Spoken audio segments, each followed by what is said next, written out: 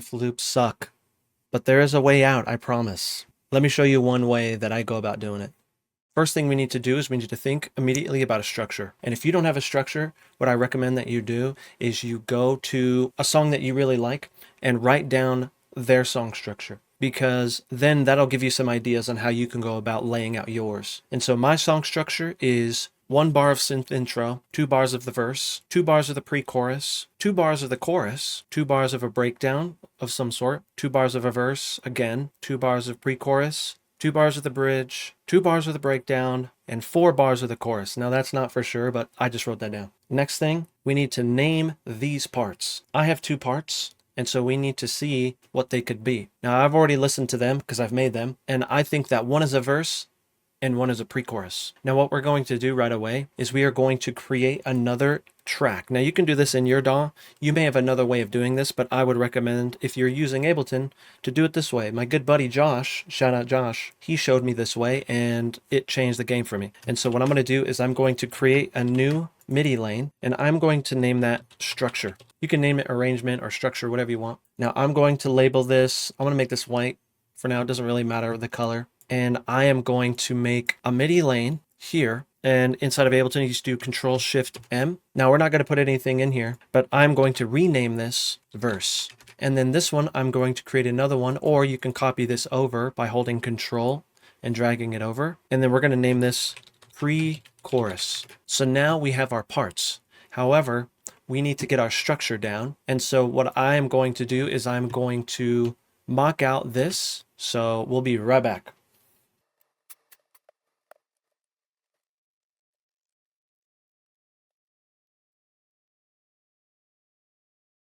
Okay, so you can see I have everything labeled out. Now, the first thing that I would probably do, I wanted to show you this on screen, but what I would do is I would make each of these that are related the same color. So for example, my choruses, I would make them the same color. I would make my verses the same color, just so you can easily see where your structure is and, you know, what it is. And so you can see here, we have a structure laid out. Now, once you have a structure laid out, the biggest thing that you need to see here is this chorus here goes 3 times. So technically I need to write 1 chorus, 2 breakdowns, and a bridge. And you're saying, how do I even go about doing that? Well, there's a few ways that you can go about doing that, but in this particular example, what I would challenge you to do is to move things that you already have in here into these other parts. Like for example, I know that I can probably utilize this stuff from my synth intro, like right away. It's not, I think the biggest thing in this portion or in the beginning stages of this is to not worry about the fine details. Again, it's not overthinking these processes, just so you can get a structure down. And so now we already sort of have a synth intro here. And then I have a synth bass here that I'm not using, that I should probably take this bass here and use it. So this is what my bass is, the bass idea right in the beginning. And I think that we could use it as the synth bass to go into this part. So I'm going to grab this MIDI from my Nolly bass, and I'm going to bring it up to my synth bass. Now I'm going to immediately change the color to green so we know that that's a different sort of bass here. And so now we have sort of an intro here.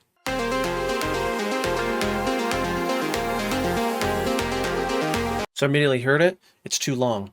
Let's get rid of 1 bar. So in Ableton, if you do Control-Shift-Delete, then it just deletes. And it's called a ripple delete in Adobe Premiere. And so that's kind of what it's doing here. So you're just getting rid of that stuff and the space.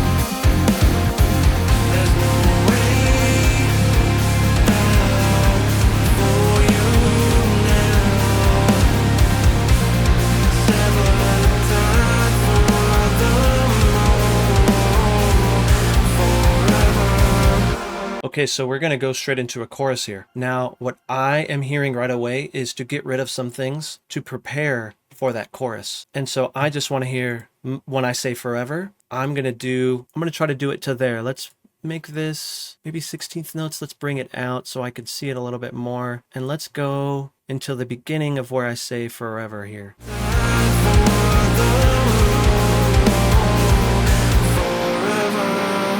Now we can keep the guitar there. Actually, I'm going to get rid of that too. I'm going to have probably nothing. Maybe the synth. I don't know. Again, this is experimentation. So for now, I'm going to leave it out just for time's sake. And then, this is where we can come into the chorus. Now you're thinking like, what do I even do for the chorus? What I would recommend doing, just so you can capture the same sort of vibe in your other parts, is to bring some of these synths over.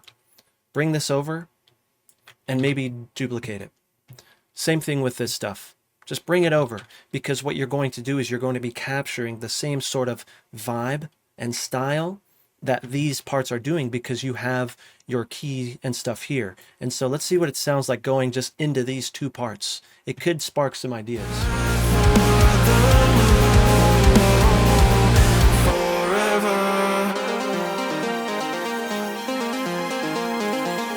Now what I immediately hear is maybe manipulating some of these parts here in the arpeggiated sound. So I have them moving every bar. They'll move once. And so I'm going to bring these back so it just stays there. And then I'm going to duplicate it so it's the same. Now, if you are completely stuck, what I would go about doing is immediately starting with some sort of bass idea here. And what I would usually do is I will grab long notes. I will just grab long notes to see what this does here.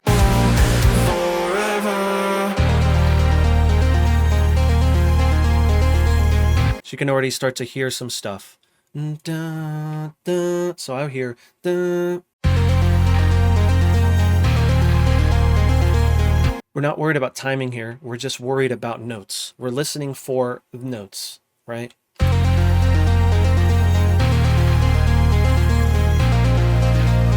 Another thing I would recommend doing is humming. So we already have an idea for a chorus. Now you can do the same thing. I would recommend you do the same thing for your other parts. Start that way, because then you can start to build a basic beat, and you can start to build out, you can add guitars and stuff like that. And again, the biggest thing that I always preach is to keep it simple in the beginning. Make sure that you keep it simple, because you don't have to worry about the fine details until later. We're worried about getting out of the loop, and so we're trying to reach for anything that we can to get out of that. And again, a lot of it starts as simple as this, but then as you start to add these notes, you're going to start to get these other ideas. Well, experiment with those ideas. This was something that helped me a ton to get out of my riff loop. Once you start to put a name to these parts, then they start to become a section in the complete song. And you have to think, these sections are going to be introduced multiple times in your song. And so you are able to structure it out like this, have your parts there, and then you're going to start to see, oh, I only need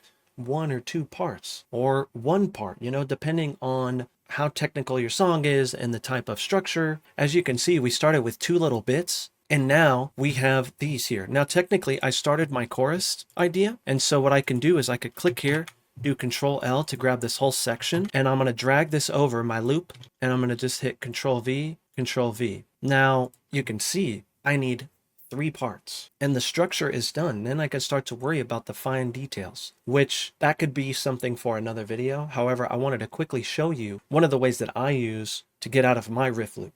But that's all for this quick tip, dudes.